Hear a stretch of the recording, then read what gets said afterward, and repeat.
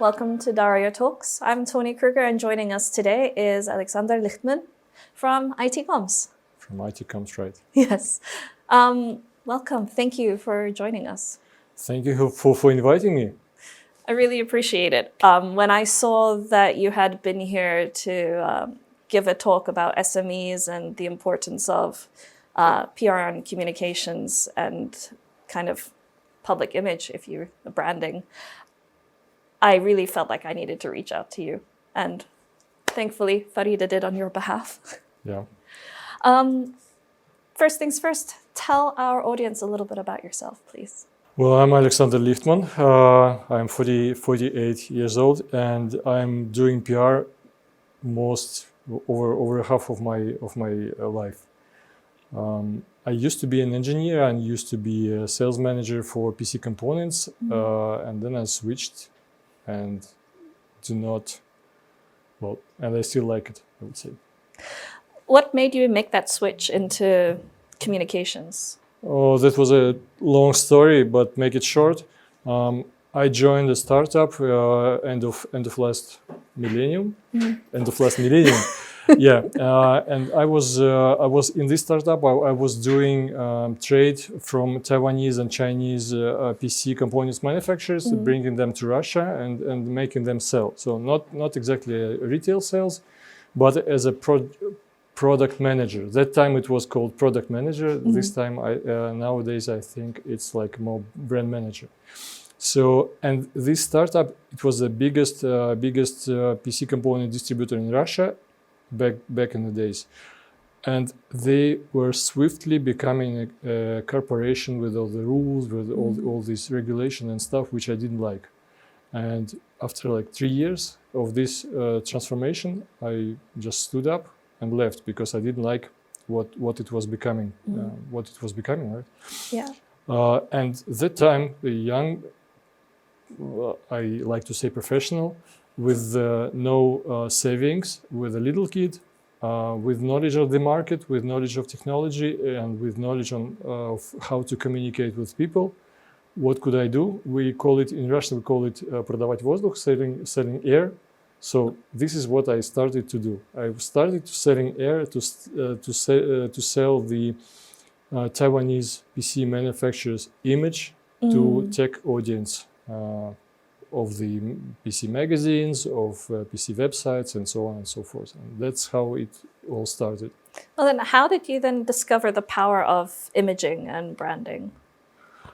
Because as a sales and as a brand manager, I felt that if the company does perfect hardware, but no one knows it, then it doesn't sell. So, like, essentially, I understood this. Yeah, you just picked it up as you went along. Yes.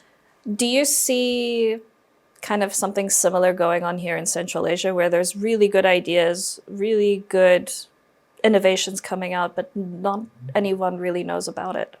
Yeah, I do feel this here in Central Asia, and actually it's not eliminated even in the Western world, but here it's very strong. So people come up with the beautiful ideas, they come up with some bold innovations, and they think that it's enough.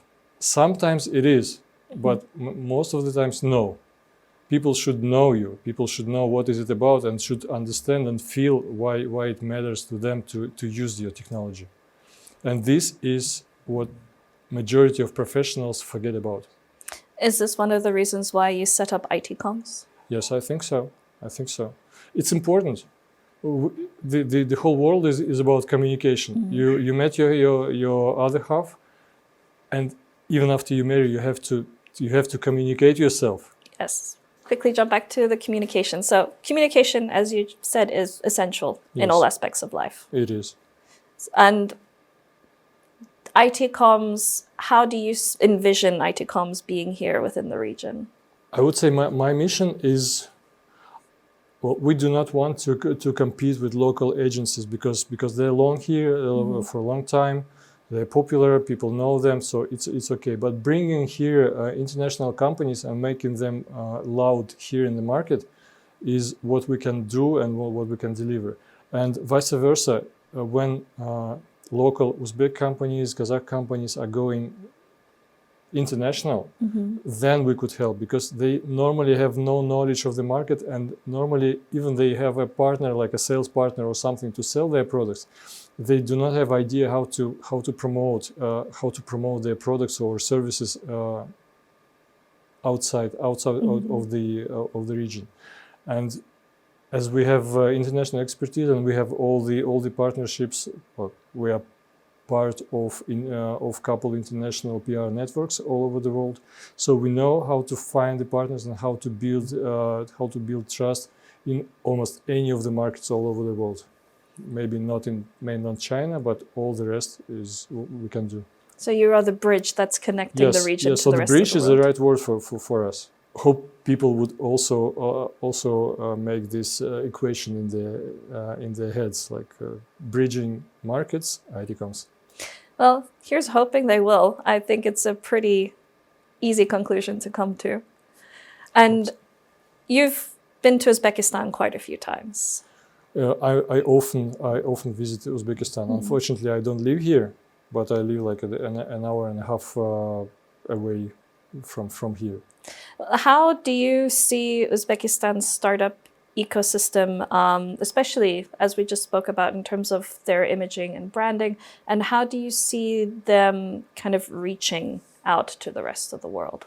Well, first of all, I must say that Uzbekistan startup ecosystem is developing really quickly. Forgive me, Kazakhstan guys, but Uzbekistan seems to move faster. Some of them, they are doing a lot for their image, for their public image, and actually this helped them to reach out to funds, to angels, to get some more investments. But still, majority of them are focusing purely on the product. Yeah, and that's a bit of their pitfall. It may be their pitfall, I think. That. Yeah, I've spoken to a few VCs and incubators, accelerator programs here, and they've all said a similar thing. Even if some of these companies have really good products, really good ideas, their sole focus is just on that or on the code that they've created, rather than building that image and branding for themselves. To be honest, it's not only applicable to startups. Let's say doctors. You can be a genius doctor and you can heal like 80% or 90% of all your patients. But if you don't communicate what you do, they would not, or they would less appreciate what you do, and they would less spread the information about how good you are at your field. So any niche specialization lacks communication. And then how would someone go about creating that image for themselves? How would they go about spreading that communication? First, they have to stop being shy about themselves, because this is one of the major issue. I'm not Albert Einstein. I'm not Elon Musk. What could I say to the world? But the important thing is to understand that the place where you are now is probably someone's a very future place. So there's a lot of people who would listen to you and who would learn from you. So this is the first thing. So not to be shy of yourself, because what you are doing probably is a target vision for someone else. Second, you do not want to skip events, because the events of your niche, or the events of your how you call it? Expertise? Sector? Sector, I would say sector or segment of economy is important thing to exchange ideas, to be present, to be present in your field and so on. So do not skip attending events from time to time. And if you do attend them, try to be a speaker, try to be a keynote speaker, or at least a panel discussion member. Yeah, you need to build a presence. Yes. And then, or simultaneously, you go to media, you go to social media, you go to teach someone, you can start short courses at your local university or school or something to deliver your knowledge to something. And you get acquainted, you get a habit of sharing. And then it's becoming easier and easier for you to share. Yeah, you need to work on your communication. You need to work Yep, on your... Exactly. Working on your outgoing personality. Even if you're an introvert, you have to force yourself. Actually, it's an interesting idea. Introverts, it's much harder for them to speak out, but normally they have much more to say than extroverts. At least not like, how to put it?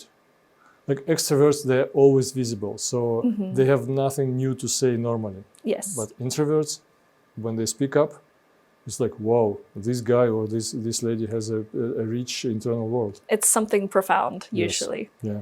And that's why I think your advice of joining a panel or a discussion, as opposed to going to network, would be a better option for these types of people. As a start, yes. Yeah. As a start. But also I always say to my clients then that you join an event, and it doesn't only create your presence on this event, but it creates the trust and credibility to you, because like you can put the badge of this event to your suit, and you have a content to share because you speak, you have some thoughts going out from your mouth, you have something, so you write it down, you record it on video, and then you share. So you share not only your ideas, but you share your credibility you gain from this event and from the people that surround you. No, that's very true. And it just made me think about, there's a dentist I go to. And everyone was asking me why I go to this dentist, because no one has heard of him. And I kept saying, I go because he's the only dentist that I've been to that actually acknowledged that I had pain in one of my teeth. And he's the only one that actually explored. Everyone thought he was a bit of a scam artist because he gives you a free consultation, free x-ray, free tooth cleaning, and his prices are really reasonable compared to the rest. And since going to him, I've recommended to everyone, and everyone else now says, yes, this guy knows what he's doing. And I think he also needs a bit of help with his imaging and branding and presence out there. Yeah, the word of mouth is a powerful tool, but it's uncontrollable if you don't control it. Like you don't know how it works and when it works, so you have to control it. So, if, for example, if your dentist would put your testimonials and other client testimonials on website or social media, he would bring you some appreciation that he values what you do, telling the world about him, and also he would leverage his customer base to get more customer base. I'll have to tell him about that. Welcome. Because he has no presence online at all. Well, maybe he doesn't. Maybe he's fully booked all the time. Yeah, and no time. He's just afraid to get over, and then and then he afraid to start having unsatisfied customers who he cannot serve. Maybe this the way. That is the way. That could be true. That's a fear that a lot of people have, though, is taking on too much. Yeah, but on the other hand, you can lose your customer base immediately, and you don't have any consistent flow. So you need to find a balance. Yeah, you need to find a balance. Do you have any insights on how to do that? How do you manage to balance doing too much and not enough? I would say that the specialist and entrepreneur are very different things, very different notions. So if you're not prepared or if you're not ready to become an entrepreneur, then you better not to. Because otherwise you would feel guilt that you don't serve all customers that come to you, and so on and so forth. So probably, well, I have no direct answer to this question, but what I would like to highlight is that these are two different things. The specialist and entrepreneur, and it's internal thing. It's not what badge you put on your suit or on your website. So maybe sharing knowledge and then attracting the best students to assist him and then to grow them as a team to be able to fulfill incoming flow. Maybe this is the way, but you should be internally prepared for this. That's a lot of work. Seems it goes out of the communication part, but yeah, I think about it a lot, and it's really important, I think. You are going to be joining a panel this weekend. Yes, tomorrow. Tomorrow. Can you tell us a little bit about what you have planned? Well, first of all, this is one of the biggest events in Tashkent and actually in Central Asia. Is a can I do it like an editorial here? Sure. It's a Tashkent Digital Media Forum, which is organized by the Marketing Association of Uzbekistan. And this is one of the major events, and specialists from all over the place and all over the region will gather to share knowledge, to network, and to so on and so forth, and to spread COVID as well. Fun. Yeah. And well, my speech will be a bit strange because it will be not about the digital tools or digital marketing, but it will be about growing and maintaining your client base, just like we've just spoken about. Yes. But the way how you communicate the fact that you do have this content, that you create this content, and people actually appreciate you making this content is another big thing. And this is why I would say majority of bigger media, they have a communication department doing communication for the media. It's also important. So perfect product is important, is very important, but communicating this perfect product is not less important. Equally as important. Equally as important. And I think now more than ever with AI and all these various social media platforms that we have, it's getting easier to get yourself out there. Yeah, I think so. But also a bit more challenging to maintain all of that. Well, in our VUCA world, it is always a challenge even to exist. Yes. Physically or not physically. So you have to challenge yourself, and you have to face challenges, I think. And I know some media outlets that are even more big on social platforms than on the web and apps. And this is also an audience. This is also a reach. A different way of getting your audience and reaching out to them. I think one of the challenges with all these different social media platforms is you need to know who your target audience is within each of those. Or you have to create a very clear positioning so the audience you like to speak to are getting attracted. They will come to you. Yes. So these are two ways of doing things. Either you know who your audience are, or you know who you are very clearly. Two things to consider. Who are you and who you're trying to reach? Exactly. And that works for everyone. I think so. Not just the media. Do you have a few final words of advice, perhaps, to anybody out there who wants to work on their branding, imaging, communications, and presence? It's equally important to communicate your products, your skills, yourself, if you're an employee. Than only to being a good employee, good service provider, having good product. And second, create yourself a habit of sharing. Even though you have very tiny audience, but you have your habit of sharing something and facing feedback, which is important, because some people are very afraid of haters, but actually haters is another part of fans. Yes. So habit and understanding importance of communication. Very true. I like the point about accepting feedback of all kinds. It's very important. Not you are not $100 bill to be liked by everyone. Yes, and even then, not everyone likes the $100. Probably, yes. I do like. Me too. Thank you so much. Thank you very much for inviting me. Have a good time this weekend. You too. Thank you. Bye, everyone. I'm Tony, and this has been Daryo. Please like and subscribe, follow all our channels for some more insights within the startup world, news, Central Asian geopolitics, and macroeconomics. Bye.